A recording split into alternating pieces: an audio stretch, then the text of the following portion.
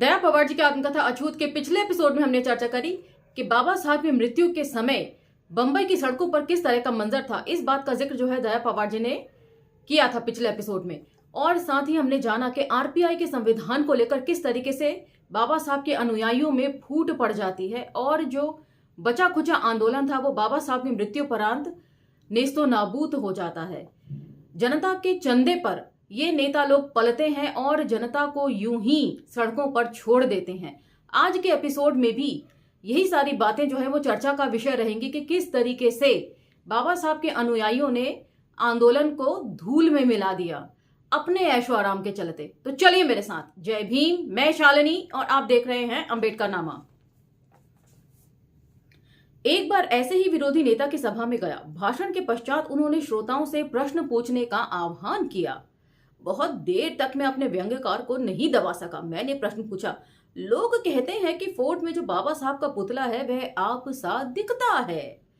सही बात तो यह थी कि प्रश्न का व्यंग्य स्वरूप वे समझ गए थे, पर वे बहुत झल्लाए। कहने लगे, बाबा साहब की तरह मेरी नाक है इसलिए क्या उसे काट डालूं, या उसकी और मेरी ऊंचाई एक जैसी है तो क्या उसे भी कम कर डालूं।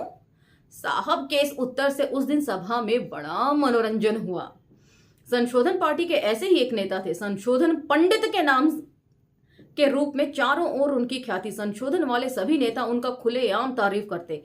भारत के कैनेडी के रूप में उनका उल्लेख होता। संयुक्त महाराष्ट्र के वे दिन पत्थर को सिंदूर लगाने पर भी चुनकर आ जाएगा ऐसी हालत थी। साहब चुने गए। तब से उनका रुआब और बढ़ गया था। उस दिन हम शाम को भाटिया बाग में एकत्रित होते। साहब के साथ अपना भी एक फोटो छपे, ये सबकी इच्छा थी। बड़ी मुश्किल से साहब फोटो के लिए तैयार होते हैं। फोर्ट में एक फोटो वाले के पास हम गए। साहब को ज्यों अचानक चींटे ने काट लिया हो। वे कड़के, आप लोग आगे चलिए या मुझे आगे जाने दीजिए। अनुयायियों को बड़ी निराशा हुई। फटे पुराने कपड़ों में अनुयायी उनके साथ चल रहे हैं, यह बात तो कहीं साहब को नहीं खटकी। वैसे ये साहब बहुत गर्म स्वभाव के, किसी के भी साथ बड़े रुआब से बात करते। गलती से यदि कोई घर चला जाता तो दरवाजे से भगा देते। यदि किसी ने जाने का साहस कर लिया तो उसे अनेक वकीली दांवपेच से सवाल पूछकर हैरान छोड़ते। ऐसे ही एक दिन मैं उनके घर गया। साथ में एक बड़े दलित लेखक थे। जाते ही साहब ने हमारा जिला पूछा। जिला पूछने के पीछे सिर्फ एक ही आशय था कि हम किस गुट के हैं। तो पिछले एपिसोड में हम पढ़ चुके हैं कि अलग अलग पर्चियां बढ़ जाती थी और जिस गुट से आप होते थे आप अपना गुट छोड़कर दूसरे गुट में नहीं जा सकते थे। यदि आप ऐसा करते तो आपका सामाजिक बहिष्कार किया जाता और आपकी अंतिम यात्रा तक में कोई शामिल नहीं होता। तो वहां पर दया पवार जी ने ऑलरेडी 3 बड़े नामों का जिक्र किया था, जिनमें से एक नाम बाबा साहब की जीवनी लिखने वाले लेखक का भी था। चर्चा में दलित लेखक मित्र के मुंह से समाज शब्द निकला। इस पर थोड़ा रुककर वे हमसे पूछते हैं, बताइए तो समाज की क्या व्याख्या है। लेखक बताता है, समाज की कई भारी भाषाएं हो सकती हैं। डॉक्टर इंजीनियर अलग व्याख्या करेंगे, नेता लोग अलग करेंगे और लेखक अलग पद्धति से समाज की व्याख्या करेंगे।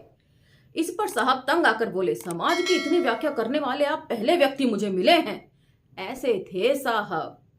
कम्युनिस्ट दर्शन की कोई बात शायद वे ना जानते हो, परंतु आवश्यकता पड़ने पर वे कम्युनिस्ट सिद्धांतों की तीखी आलोचना करते। परंतु चुनाव आने पर उन्हें मुस्लिम लीग या कम्युनिस्ट कोई भी चलता। सुधारवादियों के सिद्धांतों के संदर्भ में वही एकमात्र अगवा, संसदीय लोकतंत्र के संदर्भ में यही बात। मोर्चा मत कहिए, पिटीशन कहिए। अमुक सन में इंग्लैंड के लोग पार्लियामेंट में जो लेकर गए थे वे मोर्चा नहीं पिटीशन था। संयुक्त महाराष्ट्र की राजनीति में कम्युनिस्ट पावरफुल है। यदि हम उनके साथ रहेंगे तो कम्युनिस्ट चिंतन फैलेगा। ऐसी आक्रामक बातें लेकर ये लोग संयुक्त महाराष्ट्र समिति से बाहर आ गए। देश से हम कम्युनिस्टों की जड़ उखाड़ फेंकेंगे। साहब के इस बयान को हेडलाइन मिल गई। उन दिनों दादा साहब गायकवाड़ जाहिर तौर पर बोल गए थे कि मैं जन्मजात कम्युनिस्ट हूं। हम कच्च के समान कम्युनिस्टों के पेट के बाहर निकल आएंगे। सिर्फ इस एक वाक्य के कारण दलितों बौद्धों की राजनीति में इतना बड़ा युद्ध छिड़ गया था। तो किस तरीके से बात में से बात निकालकर बेतुकी बातें की जाती हैं। दादा साहब गायकवाड़ कम्युनिस्ट हैं, यह शोर कल तक मचाया जा रहा था। दादा साहब ने भूमिहीनों के लिए देशव्यापी सत्याग्रह किया तो उनके विरोधियों ने उनका मजाक उड़ाया। निश्चित ही उसमें मैं भी शामिल था, परंतु धीरे धीरे सत्याग्रह का अभूतपूर्व यश मिला। जेल भरो आंदोलन की क्या राजनीति होती है उसका दर्शन अलग से हो रहे थे। इस लड़ाई में केवल बौद्ध ही लोग नहीं थे, बल्कि ये सारा कमजोर वर्ग था जो जमीन के सवाल पर एक जगह एकत्रित हो रहा था। सुधारवादियों की हंसी उड़ाना सबसे पहले इन्हीं को खला। नेताओं में मतभेद होने के बाद भी दादा साहब ने नगर जिले में सत्याग्रह किया। इस सत्याग्रह की अनेक मजेदार बातें कानों में पड़ रही थी। शोलापुर के कुछ लोगों ने अचानक कलेक्टर के घर पर कब्जा कर लिया। कलेक्टर के पलंग पर सोने के स्वप्न को एक स्वयं सेवक ने सच कर दिखाया। उसके बारे में जो भी सजा थी उसने खुशी खुशी स्वीकार करी। सुधारवादी नेता लोग आकर्षक नारे देने में बड़े निपुण थे। पार्टी का हाथी चुनाव चिन्ह फिर वापस लाना एक ऐसी ही आकर्षक घोषणा थी। तो वैसे हाथी चुनाव चिन्ह जो है वो अब बसपा का है। उस समय किस पार्टी का था यहाँ पर कुछ भी मेंशन नहीं है, तो इसलिए मैं कह नहीं सकती कि ये किस पार्टी के बारे में चर्चा हो रही है। पर मौजूदा हालात में हाथी चुनाव चिन्ह जो है वो बसपा से रिलेटेड है। देश की संपूर्ण बुद्ध गुफाएं हमारे अधिकार में हो, सारा भारत बुद्धमय करना, ऐसे स्फूर्तिदायक भाषणों से ये लोग सभा में रंग लाते। बाबा साहब की मृत्यु की गुप्त रिपोर्ट सरकार को प्रकाशित करनी चाहिए। हर 6 साल बाद यह भी थ्रिल घोषणा होती। बाबा साहब की मृत्यु संख्यात्मक परिस्थितियों में हुई है। उनमें सुधार विरोधियों के कुछ मान्यवर नेता और उनकी ब्राह्मण पत्नी का हाथ है। ऐसी विस्परिंग पॉलिटिक्स खेल कर सारे वातावरण में असंतोष के वातावरण का निर्माण करते। कुछ समय और रुके, बाबा साहब के लिखे हुए लेटर्स जो सविता माई को उन्होंने लिखे थे उसका भी प्रकाशन होगा। तब आप जानेंगे कि बाबा साहब कितनी श्रद्धा रखते थे अपनी दूसरी पत्नी पर। तो इसलिए बिना जानकारी के कुछ भी बकना ठीक बात नहीं है।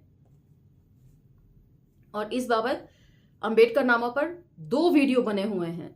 बाबा साहब के साथ जिन्होंने काम किया है, सविता माई के साथ जिन्होंने काम किया है, उन लोगों के, उसे भी आप स्क्रॉल डाउन करके सुन सकते हैं।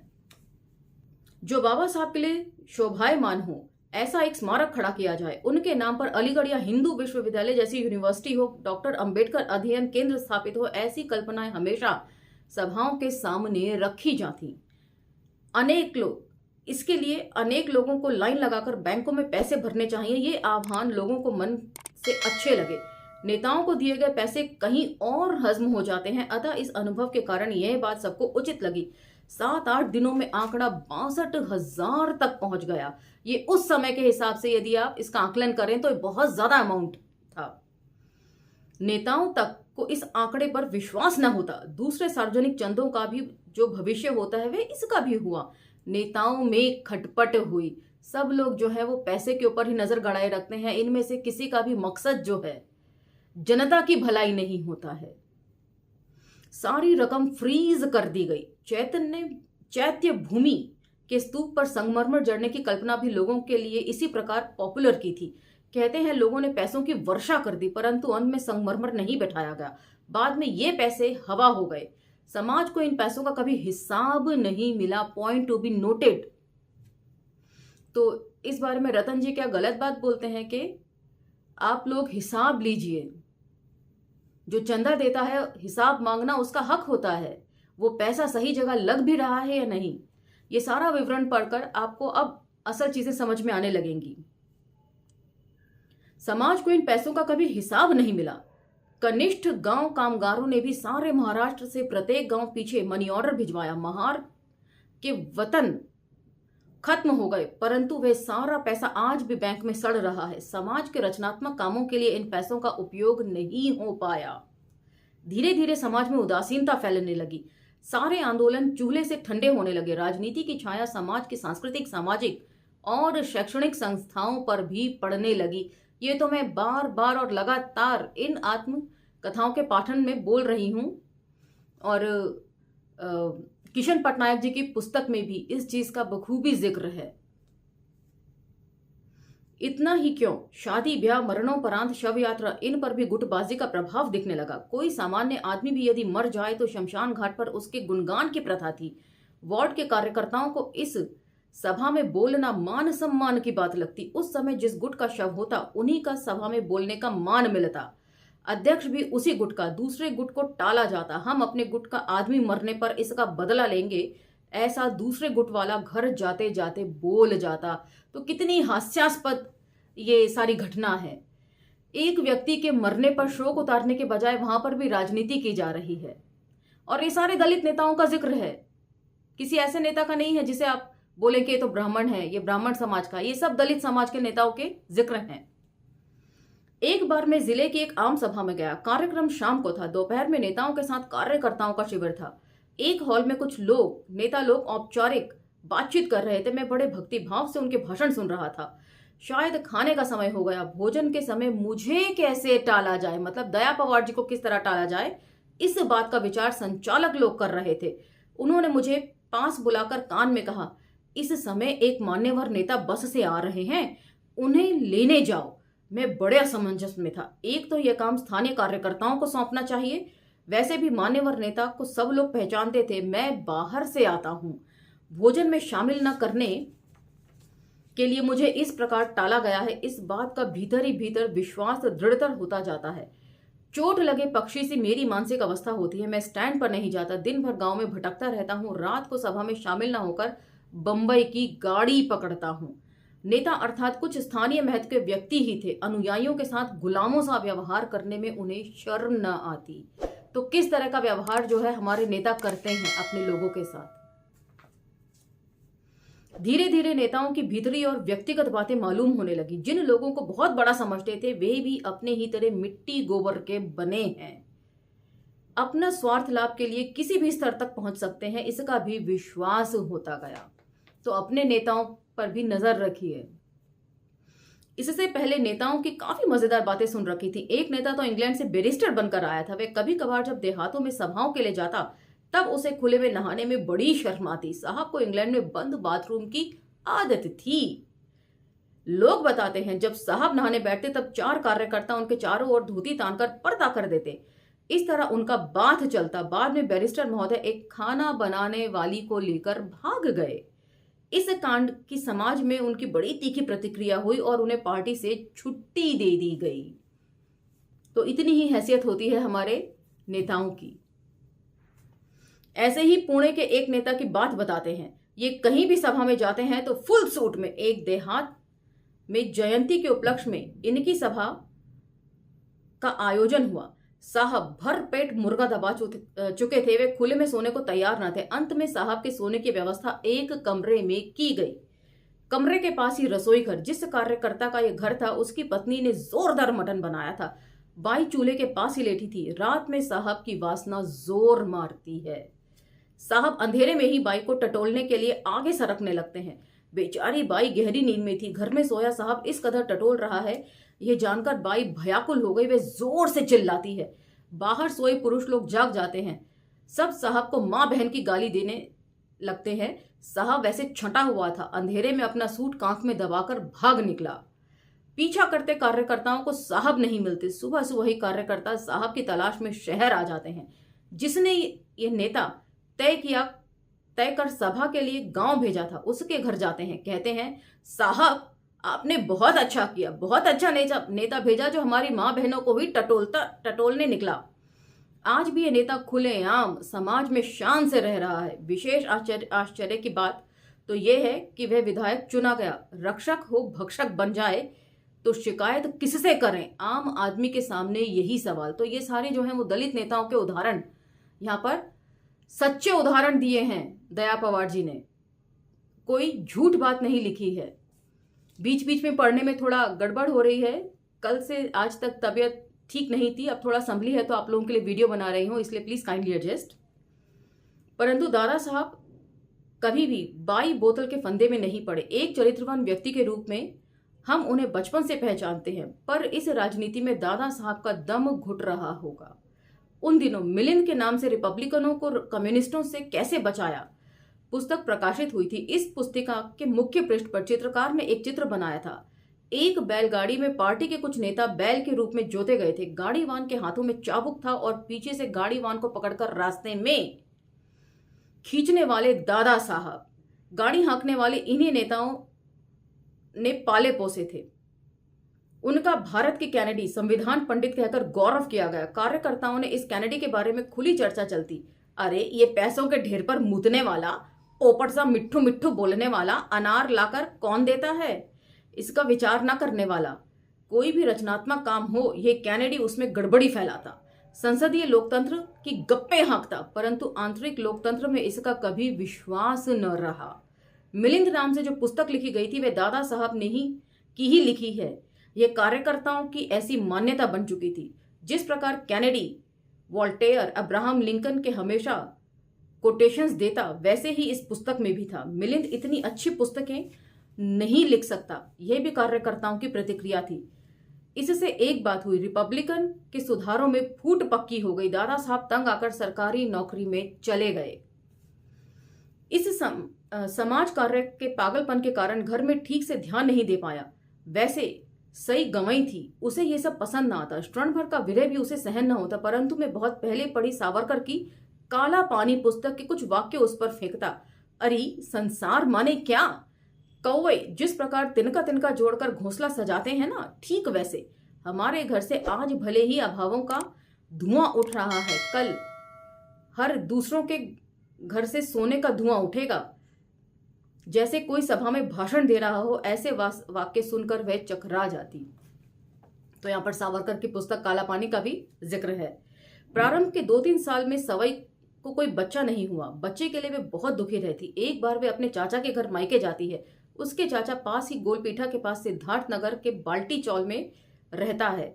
आसपास की बस्ती पसंद न थी। दिन में भी हिजड़े वेश्याएं फुटपाथ पर खड़ी मिलते, उनके उल्टे सीधे हाव भाव होते। कई बार लगता सही उस ओर न जाए। एक बार वह मायके से वापस आई, उसे भी बच्चा हो इसलिए वह भगत देखा। उसका अंगारा लेकर वह आती है। मैं कभी भी विशेष नाराज न होने वाला उस पर भड़क उठा। उसे घर के बाहर जाने को कहा। नाटक में जैसे क्षमा मांगने का सीन होता है, ठीक वैसा ही उसे फिर ऐसा नहीं करूंगी क्षमा याचना के लिए मजबूर करता हूं और उसे घर लाता हूं। शादी के पूरे 3 साल बाद सई को दिन चढ़ते हैं। राजकमल के नवरंग चित्रपट के कवि से मेरी हालत हुई। सई की इच्छा लड़के की थी और मुझे लड़की की। माँ को भी वंश चलाने के लिए एक दीपक चाहिए था। पत्नी की जचकी के समय सास की भी जचकी हो तो कैसा लगेगा। वैसे मैं जिस सास की बात कर रहा हूं वे मेरे ससुर की रखेल थी, देशमुखीन मराठा जाति की। काफी दिनों से ससुर का यह लफड़ा रहा हो, परंतु देशमुखीन होने के कारण वे शादी करने की अनुमति नहीं थी। बाई का पति ऐन जवानी में मर गया। बाई मेरे ससुर पर कैसी मोहित हुई। ससुर तो डामर सा काला और बाई बहुत गोरी थी। ससुर बाई को जचकी के लिए सीधे बंबई लेकर आ गए, वे भी दामाद के घर। तो कितना खुलापन है उस समय के लोगों में, ये सोचकर मैं हैरान हूं। बाई पीली धम हो गई थी। बाई का पेट भरा भरा दिखता। बाई शर्म से जमीन में धंसी जा रही थी, नजरें ना उठाती। ऐसी औरतें पहले पंढरपुर जाया करती थी, अब ससुराल ने बंबई ढूंढ निकाली थी। ससुर ने बंबई ढूंढ निकाली। पत्नी और सास की एक ही अस्पताल में जचकी हुई। मेरे यहां लड़की हुई। लड़की मां का चेहरा लेकर आई थी। आंखें नीली भूरी, गुलाबी रंग, शरीर कपास सा मुलायम, हाथ में लेने से झट से गिर जाएगी इतनी मुलायम। कक्षा में देखी एक लड़की याद हो आई। लड़की का नाम बकुला रखा। ये खुशी बहुत दिनों तक नहीं टिक पाई। सास की भी जचकी होती है। जब वे घर जाती है तब बच्चा घर नहीं लाया जाता। बाई को गोरा चिट्टा लड़का हुआ था। कावा खाने में भी औरतें कानाफूसी करती हैं। म्यूनिसिपैलिटी के अफसर में एक पालना था लावारिस बच्चों के लिए। बाई ने बच्चा उसमें रख दिया। बाई माथा ऊंचा किए गांव को निकल गई, साथ ही ससुर भी। परंतु मैं इस घटना से बेचैन हो उठा। सच, उस छोड़े गए बच्चे का अंत में क्या हुआ होगा। अब मैं कुछ बताऊं वह मेरे अपने ही घर के झंझटों के बारे में होगा। अब तक दूसरों के लफड़े बताने में रुचि ली, परंतु स्वयं की बात बताते हुए मन में बड़ी बेचैनी होती है। निश्चित ही भारतीय समाज की नीति का बोझ मेरे कंधों पर भी है। पुरुष के बारे में, इनके लफड़ों के बारे में किसी को कुछ नहीं लगता, परंतु अपनी औरत के बारे में मात्र शंका भी हो जाए तो इतनी बड़ी रामायण घटित होती है, वे सबको मालूम है। इसमें सही का दोष कितना है और परिस्थितियों का कितना, इसका मुझे आज भी संभ्रम है। किसी सस्पेंस सिनेमा सा ये कथानक भी बड़ा उलझा हुआ है। उसमें अनेक घटनाओं तथा विचारों के छोर उलझे हुए हैं। तो अब ये छोर क्या थे? ये क्या उलझन थी, इसे हम अगले एपिसोड में कवर करेंगे। आज का एपिसोड हम यहीं विराम देते हैं। अगले एपिसोड तक मुझे इजाजत दीजिए, लेकिन यदि आपको ये सारी चीजें इंफॉर्मेटिव लगती हैं तो दूसरे लोगों तक इसे पहुंचाना न भूलिएगा। अब मुझे आज्ञा दीजिए, मिलते हैं अगले एपिसोड में। धन्यवाद। जय भीम।